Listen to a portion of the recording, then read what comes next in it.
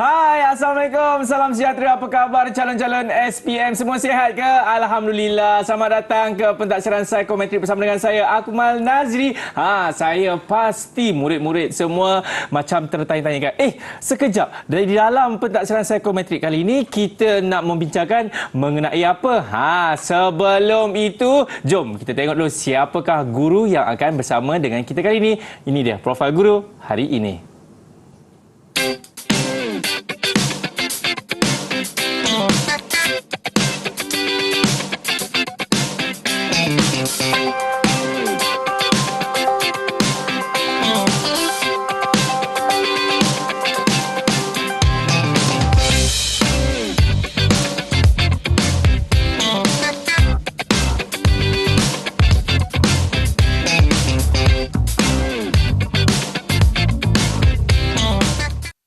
Baik, sebelum kita bersama dengan guru yang akan membincangkan mengenai pentadbiran psikometrik kali ini, saya ingin memperkenalkan juru bahasa isyarat kali ini. Tak bukan, ini dia Cikgu Farad Zila. Apa khabar Cikgu? Assalamualaikum. Itu dia, sentiasa tersenyum. Baik, sekarang ini, inilah dia guru yang akan bersama dengan kita dalam program pentadbiran psikometrik. Tak bukan, Cikgu Mazdalina. Assalamualaikum Cikgu, apa khabar? Alhamdulillah, terima kasih Akmal. Ya. Sungguh saya tengok Akmal hari ini. Alhamdulillah. Dia kata cikgu pun tengah gugup sekarang ya. Hilang tu barang saya. Ya, itu yang kita nak cikgu. Baik cikgu, sebelum kita nak mulakan kita punya perbincangan kan. Katanya kita ada video yang kita ingin tunjukkan kepada murid-murid, betul ke? Betul. Kalau nak tahu video apakah itu, jom kita tengok.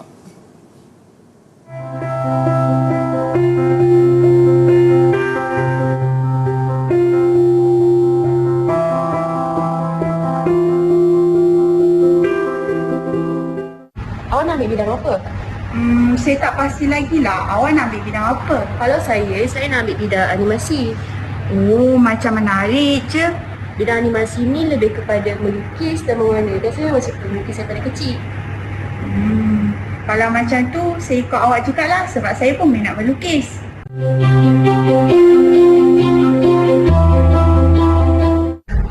Saya think what's your plan for the future? Explain me sendiri.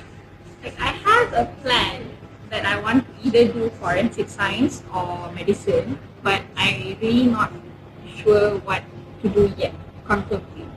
I understand because I'm doing a dilemma. I'm confused between psychology and engineering. Should we ask teacher? Yeah, I think it's a good idea. Okay.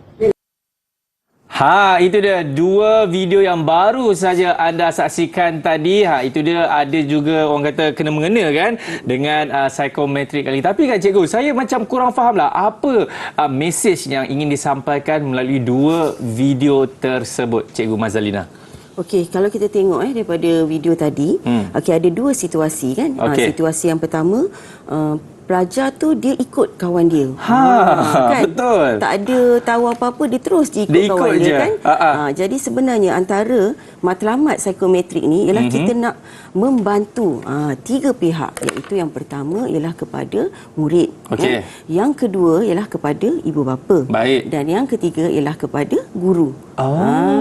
Jadi dari situ kita nak tiga-tiga pihak ni dia faham tentang tujuan dan kepentingan psikometrik ni kepada mereka. Kalau kita tengok tadi video yang pertama tu, murid dia tak tahu. Dia nak ikut je kawan dia kan. Kalau kawan dia ambil animasi, dia pun nak ambil animasi. Kalau kawan dia nak ambil teater, dia pun nak ambil teater juga. Contohlah kan. Sedangkan sebenarnya dia kena tahu dulu. Faham dulu tentang potensi diri dia. Jadi sebenarnya melalui psikometrik tadi, murid ni nanti boleh dapat tahu sebenarnya apakah dia potensi diri dia sendiri, personality diri yang sesuai, yang boleh membolehkan dia menyambung pengajian dalam bidang yang dia minati. Nampak kat situ kan? Kalau kita tengok pula video yang kedua. Video yang kedua tadi, murid tu dia dah ada dia punya minat. dan dia dah ada pilihan lah, ada seorang tu nak jadi engineer ke nak jadi psikologis kan. Betul. Jadi maknanya sekurang-kurangnya dia dah adalah sedikit maklumat tentang apa yang dia nak sambung selepas SPM, tapi mungkin dia tak dapat maklumat keseluruhan lah untuk bidang apa, program apa. Jadi that's why tadi disebut dia nak jumpa dengan guru bimbingan dan kaunseling. Itu dia. Jadi kalau kita lihat sebenarnya kepentingan psikometrik ni kepada murid, okey, yang pertama untuk menentukan aliran selepas tingkatan 3. Tingkatan 3. Seawal tingkatan 3 sebenarnya kalau aku malah tahu kan, selepas dia menjawab inventory minat kerjaya dan juga inventory kecerdasan pelbagai, dari situ murid ni tadi dia dah tahu dia nak ambil aliran apa, nak sama ada aliran sastra ataupun aliran STEM. Okey. Dari situ nanti selepas dia dah dapat maklumat, dia dah katakanlah dia dah dapat maklumat dia minat dalam bidang sosial. Okey. Dia nak jadi guru kan. Jadi dia teruslah boleh ambil kelas aliran sastra. Kalau dia nak jadi guru bahasa contohnya. Kalau dia minat nak sambung nak jadi guru matematik, dia boleh ambil bidang sains. Jadi itu antara kepentingan kepada murid. Seterusnya kalau kita nak sambung ke sekolah khusus. Aku mahu tahu tak sekolah khusus? Asrama penuh cikgu. Kan? Macam saya kot. Okey, hebatlah. Dulu ada ambil ujian ke? Saya rasanya saya dah lupa lah cikgu. Okey.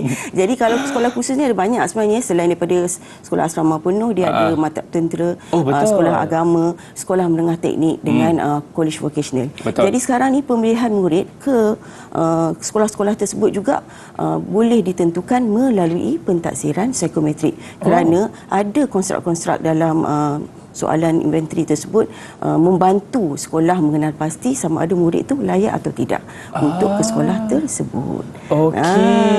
Kan? Nampak tak pentingnya psikometrik kepada murid. Selain tu, kalau untuk murid yang nak sambung pengajian ke universiti. Macam mana tu? Dia dah tahu dah dia nak ambil aliran apa, jadi apa semua tu. Jadi dia dah buat persediaan awal kan. Dia cari dulu maklumat dia nak jadi cikgu sekolah rendah. Kan, minat jadi cikgu sekolah rendah. Dekat mana universiti ataupun institut yang menawarkan kos tersebut lah. Kan, apa dia subjek yang diperlukan, syarat nak jadi cikgu IPG. Aku mahu tahu tak berapa syaratnya sekarang? Kalau dulu ada 5, sekarang 7, betul kan cikgu? Tak, syarat minimum dia 5A ke atas. 5A.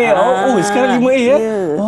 Jadi nampak tak bagaimana pentingnya psikometrik ni membantu murid dalam menentukan hala tuju pendidikan dia selepas SPM. Jadi that's why kita nak murid ni tahu bahawa psikometrik ni penting untuk dia faham tentang potensi diri dia. Sebab dari situ dia dah tahu dah apa personality, kecenderungan dan minat yang sesuai selepas dia menjawab pentaksiran psikometrik. Saya rasa ini memang satu topik yang cukup penting, terutamanya kepada calon-calon SPM kan, sebab kalau dulu saya rasa selepas SPM, alamak saya nak jadi apa kan, sebab tiada siapa yang ingin orang kata tunjuk jalannya kan. Tapi sekarang ni murid-murid semua, anda cukup beruntung tau. Nampak tak apa yang saja dikatakan oleh Cikgu Mazalina kan, apa itu kepentingan psikometrik, kerana ia juga membantu masa depan anda. Okey, cikgu, kita nak berhenti rehat dulu. Saya pasti banyak lagi kita ingin bincangkan mengenai kenapa pentingnya psikometrik ini. Sebenarnya selepas ini di dalam pentaksiran psikometrik.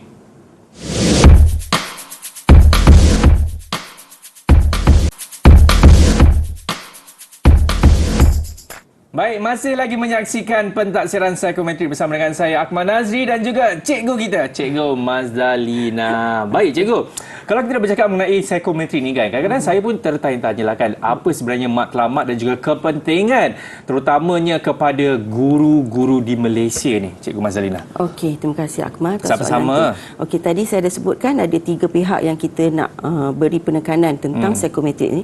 Jadi yang kedua, kita nak guru pula faham dengan tujuan pentaksiran psikometrik ini dijalankan. Yang mana sebenarnya dia membantu guru untuk memahami murid-murid murid dia sendiri. Contoh bagaimana sebab melalui psikometrik guru ni dapat deskripsi yang tepat melalui profil setelah murid itu menjalani pentaksiran psikometrik. Jadi dari situ guru ni dapat menggilap potensi anak didik dia sendiri. Macam mana dia dapat gilap potensi sebab dia dah tahu profil anak murid dia kan. Jadi dalam kelas dia boleh bantu mengajar anak murid dia supaya boleh murid ni mengembangkan potensi diri dia. Untungnya murid-murid sekarang cikgu jadi memang untung Selain daripada itu, guru tu juga boleh merancang PDPC yang sesuai kepada anak murid dia. PDPC? Mengajar, kaedah mengajar. Macam mana tu dia boleh rujuklah kepada guru bimbingan dan kaunseling sebab guru kaunseling ada data. Katakanlah dia nak tahu kelas dia ni kan, tengok kenapa lah budak-budak ni riuh je kan dalam kelas kan. Macam tak boleh tenaga tu terlebih-lebih. Terlebih tenaga kan. Jadi dia boleh dapatkan maklumat daripada guru kaunseling di sekolah kan. Guru ada data tu, guru kaunseling boleh share maklumat yang sesuai kepada guru subjek tersebut. So katakanlah dia tengok tengok contohlah contohnya kan, bila dia tengok rupanya 80% murid dalam kelas tu dapat realistik untuk inventory minat kerjaya. Sebab dalam inventory minat kerjaya ni dia ada 6 personality yang boleh diukur kan. Jadi 80% realistik. Jadi apa yang guru tu boleh buat? Maknanya aktiviti pengajaran dia lebih banyak hands on. Okey. Sebab dia kadang-kadang murid ni dia ada orang kata pelajar yang IQ dia mungkin tidak terlalu tinggi tapi EQ-nya tinggi, dan ada juga murid yang IQ dia tinggi tapi EQ dia mungkin agak kurang sedikit lah kan cikgu. Betul. Contoh yang boleh guru bantu lagi kepada murid dia ialah untuk meningkatkan konsep kendiri. Katakanlah dia tengok murid dia ni suka menyanyi. Contoh. Suka menari. Macam ada anak murid saya kan. Ingat cik. Bukan saya lah. Suka menyanyi, suka menari. Kita galakkan dia. Kalau ada aktiviti sambutan hari guru ataupun guru-guru nak bersara, kita ajak dia buat persembahan. Buat persembahan dekat sekolah. Kalau kata ada pertandingan, contohnya macam baru-baru ni ada Hari Terbuka daerah Belangat kan. Jadi nak bakat murid, kita hantar. Murid tu menyertai pertandingan. Kalau dekat sekolah ada kelab drama kan. Jadi drama. Ada kelab kebudayaan macam sekolah saya kan. Kita boleh lantik dia sebagai pengurusi. Jadi maknanya kita dah meningkatkan konsep kendiri dia sendiri. Rasa macam nak sekolah balik lah cikgu. Nak ke sekolah balik? Tak apalah, terima kasih. Selain daripada itu, untuk guru kaunseling kan, dia boleh juga merancang intervensi yang sesuai dengan keperluan murid dia. Guru kaunseling kat sekolah dia dah dapat data-data murid ni. Dari situ dia boleh tengok, kalaulah kata dia bagi soalan tu kepada badan pelajar tengok kat situ daripada badan pelajar tu 20% sahaja yang mempunyai personality kepimpinan yang tinggi kan. Nak jadi ketua pengawas ke apa, mestilah sepatutnya dia punya kepimpinan tu kena tinggi kan. Tapi tengok 80% lagi sederhana. Jadi guru kaunseling boleh merancang khusus kepimpinan bagi meningkatkan personality kepimpinan dalam diri mereka. Apa aktiviti dalam program kepimpinan, boleh buat aktiviti yang banyak latihannya ialah membuat keputusan, jadi pemimpin. Jadi dari situ kita cuba nak meningkatkan trait personality kepimpinan kepada pemimpin pelajar tersebut. Itu satu. Yang kedua, guru kaunseling boleh juga adakan lawatan kerjaya untuk kelas, katakanlah kelas yang kata banyak suka buat hands on tadi kan.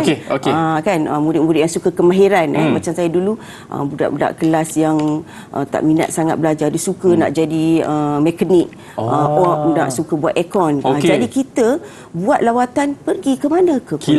Ke college vocational, bagi dia tengok dekat KB Kajang lah masa tu, kita bawa mereka pergi ke KB Kajang, tengok ada bengkel membaiki kereta dan motor. Jadi seronoklah murid-murid dia dah nampak dah kat sini peluang dia nak menyambung pengajian. That's why tadi saya kata ada pentaksiran untuk sekolah khusus tadi kan. Daripada awal kita dah tunjukkan kepada murid tu. Kalau awak dapat program dekat sekolah KV, dia boleh sambung dalam bidang otomotif.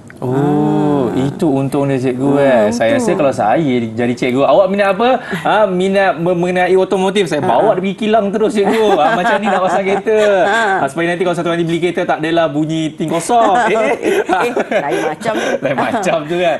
Tapi kan cikgu, contohlah kalau macam saya ni seorang murid kan. Tapi saya malu nak katakan kepada guru saya macam saya minat yang ini, minat yang itu. Macam mana pula tu cikgu?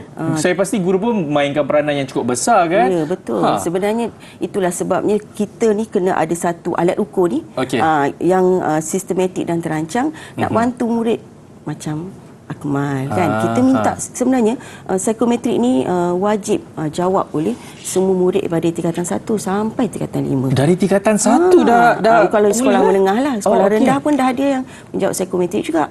Sekolah rendah pun ada? Jadi maksudnya daripada kalau sekolah menengah tu seawal tingkatan 1 dah jawab. Jadi kita dah boleh kenal pasti dah personality murid kita sendiri, insya-Allah. Alhamdulillah. Ya Allah, bila fikir balik apa yang cikgu terangkan tadi kan, saya rasa murid-murid zaman sekarang, anda ni cukup beruntung tau. Zaman-zaman saya, macam lama sangat zaman saya ni kan. Zaman-zaman saya. Zaman-zaman cikgu.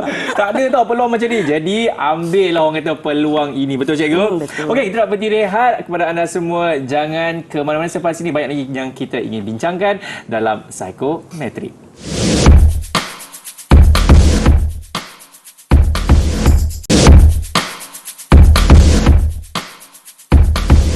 Assalamualaikum Puan. Assalamualaikum. Saya ni ibu kepada Rusnani kelas 4J. Saya nak mohon kalau boleh anak saya ni ditukarkan ke kelas 4 Amber. Ada peniadaan dan perekonomian. Jadi sebab saya ni seorang accountant, kalau boleh saya naklah anak saya tu mengikut jejak langkah saya juga. Jadi saya sudah semak berkenaan dengan permohonan untuk pertukaran kelas ke Amber. Kita telah membuat pemilihan berdasarkan kepada kriteria, iaitu pertama ialah pentafsiran bilik darjah. Yang kedua berdasarkan psikometrik, iaitu minat kerjaya. Yang ketiga kita lihat juga tentang inventory kecergasan perbahasan. Dan anak Puan Rusnani memang menyatakan bahawa beliau sangat minat untuk mengambil segi. Saya rasa kita eloklah melihat situasi di mana potensi anak kita yang sebenar tu di mana sekarang ini. Satu lagi, kalau Puan tengok di psikometrik kita ada ambil 3 yang tertinggi, iaitu 3 tertinggi minat dia di bidang mana. Dan kita dapati anak Puan sangat tinggi di bahagian artistik, juga sosial dan juga entrepreneur. Baik, masih lagi menyaksikan pentadsiran psikometrik bersama dengan saya, Akmal Nazri. Ini nak tanya, cikgu tu yang guru besar tu ke? Tak, bukan. Lain cikgu Lain. Tapi kan, cikgu, macam saya melihat video tadi, saya macam tertanya-tanya lah kan. Kalau saya sebagai seorang bapa, boleh ke kalau saya datang sekolah, jumpa guru ataupun guru besar, nak tukarkan anak saya punya kelas tu? Boleh ke sebenarnya cikgu Mazdalina? Okey, sebenarnya memanglah sekolah terima permohonan nak datang jumpa. Macam sekolah saya sendiri memang boleh jumpa dengan pengetua. Tapi kita tengok kat situ kan bagaimana sebenarnya ibu bapa tu nak tukar kelas anak dia tanpa dia faham sebenarnya anak dia sesuai ke tidak nak masuk kelas tu. Okey. Jadi kena faham sekarang ni kenapa kita laksanakan psikometrik ni ialah nak membolehkan ibu bapa tu faham anak dia sendiri. Oh, maksudnya psikometrik ni pun ada kena mengena dengan ibu bapa juga? Memang. Mesti ada kena dengan ibu bapa kan.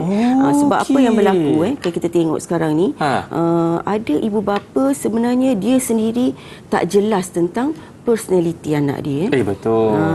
Jadi macam kita tengok video tadi kan, dia nak tukar tu sebab ikut minat dia. Dia nak jadi accountant. Betul. Dia tengok anak dia tak tahu anak dia sebenarnya minat seni.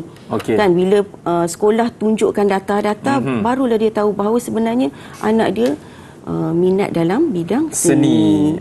Tinggi bidang artistik. dia punya personality, persekitaran artistik dia tinggi. Jadi sebenarnya kat situ barulah tadi ibu tu tadi cakap, saya baru tahu bahawa anak dia mempunyai minat yang berbeza dengan diri dia sendiri. Jadi itu sebabnya kita nak sebenarnya ibu bapa ni membuat pertimbangan yang rasional dalam pemilihan aliran anak. Sebab ada berlaku contoh bukan pelajar saya lah yang datang.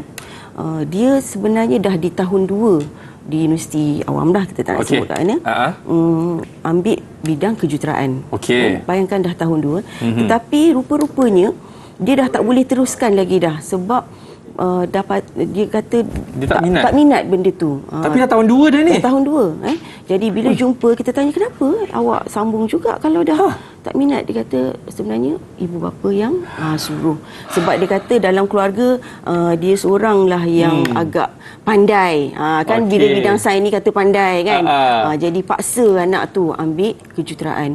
Jadi bila kita jumpa, memang dia kata saya tak boleh lah cikgu macam mana ni. Memang kita maklumlah kepada dia kalau betul tak minat awak memang kena berhenti. Tapi dah tahun 2 cikgu. Kalau tahun 2 maksudnya dah 4 sem lah kan. Betul. Bayangkan daripada matrik dia sambung kat situ kan.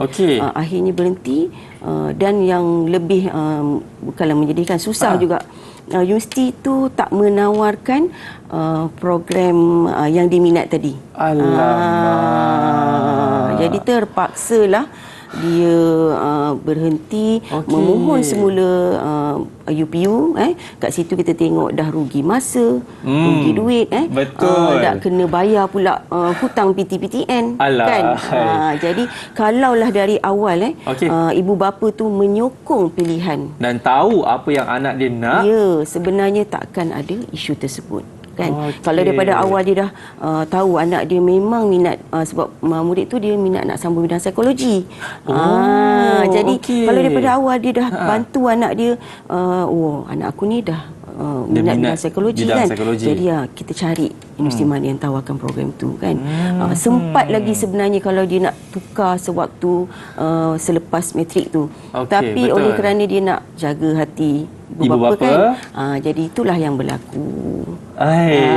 Saya bila cikgu cerita-cerita macam ni kan, sebenarnya banyak tau yang dihadapi oleh murid-murid di luar sana ataupun pelajar-pelajar IPTA maupun IPTS di luar sana kan. Sebab mungkin ibu bapanya nak sangat, contoh Safi, Papa nak awak jadi doktor, Safi. Kalau tak, awak keluar daripada rumah. Contoh kan. Tapi anaknya suka mungkin bidang-bidang solid kan. Ataupun bidang-bidang buat rambut ni semua. Contoh. Kan. Tapi bidang kemahiran lah tu bidang kemahiran lah. Tapi itulah, mungkin kadang-kadang murid ni pun ataupun pelajar ni dia takut cikgu kan. Ya, betul.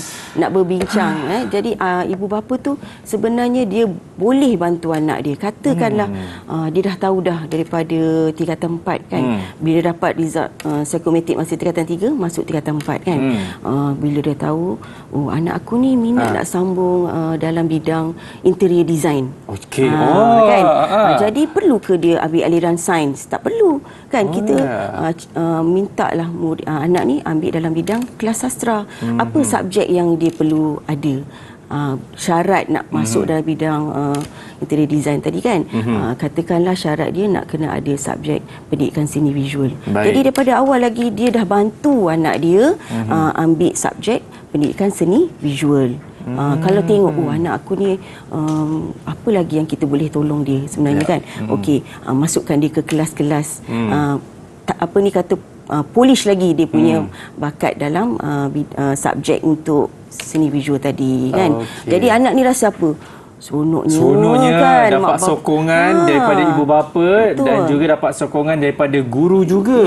Jadi maksudnya dekat situ murid ni pun belajar seronok kan, secara tak langsung motivasi, dan saya percaya keputusan yang diperolehi untuk SPM ni selalu menjadi lebih baik. Betul cikgu. Kemudian ibu bapa yang hebat kan, dah tahu anak-anak dia nak jadi doktor contohnya kan. Kan ramai nak jadi doktor, dah tahu dah anak ni daripada tingkatan 4 nak jadi doktor. Dia ada strategi. Dia dah susun. Ya, dah susun. Katakanlah kita tengok nak sambung bidang perubatan dekat Universiti Awam. Syaratnya sekurang-kurangnya B untuk subjek fizik, kimia, bio dan admaths. Tengok keputusan anak bila tingkatan 3 tu agak sederhana kan. Jadi maknanya dia akan bantu anak dia masukkan ke kelas tambahan, program-program yang boleh mencapai apa yang anak dia nak. Nak masuk universiti tu lepas syarat.